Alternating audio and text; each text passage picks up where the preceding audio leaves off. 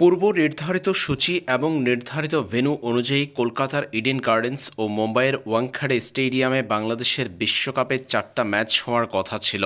তবে মোস্তাফিজ ইস্যুতে ঘটে যাওয়া বিভিন্ন ঘটনার পর বাংলাদেশ দলের বিশ্বকাপ খেলতে ভারতে যাওয়াটা অনিশ্চয়তার মুখে পড়েছে। বাংলাদেশ ক্রিকেট বোর্ড জানিয়ে দিয়েছে বিশ্বকাপ খেলতে ভারতে যাচ্ছে না টাইগাররা।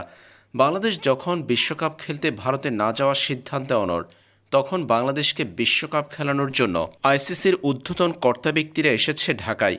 ঢাকাতে বাংলাদেশ ক্রিকেট বোর্ড বিসিবির সাথে হয়েছে রুদ্ধদ্বার বৈঠক। প্রায় 1.5 ঘন্টার রুদ্ধদ্বার বৈঠকের পর সিদ্ধান্ত এসেছে বাংলাদেশের গ্রুপে পরিবর্তনের। সি গ্রুপ থেকে বাংলাদেশ চলে যাবে বি গ্রুপে, আর বি গ্রুপ থেকে আয়ারল্যান্ড চলে যাবে সি গ্রুপে। আর বাংলাদেশের ম্যাচগুলো হবে শ্রীলঙ্কার মাটিতে, কারণ আয়ারল্যান্ডের জায়গায় বি গ্রুপে যাবে বাংলাদেশ, আর আয়ারিশদের ম্যাচগুলো শ্রীলঙ্কা থেকে সরে আসবে ভারতে। বিসিবির গ্রুপ পরিবর্তনের ইঙ্গিতের পর এবার নতুন জটিলতা সৃষ্টি করল ক্রিকেট আয়ারল্যান্ড। ক্রিকবাজের এক প্রতিবেদনে জানা গেছে, ক্রিকেট আয়ারল্যান্ড নাকি জানিয়ে দিয়েছে আগের সূচি অনুযায়ী আগের ভেন্যু এবং বি গ্রুপে থেকেই বিশ্বকাপ খেলতে চায় তারা। অন্য কোনো দলের জন্য বিশ্বকাপের গ্রুপ এবং ভেন্যুতে পরিবর্তন আনতে দিবে না আয়ারল্যান্ড।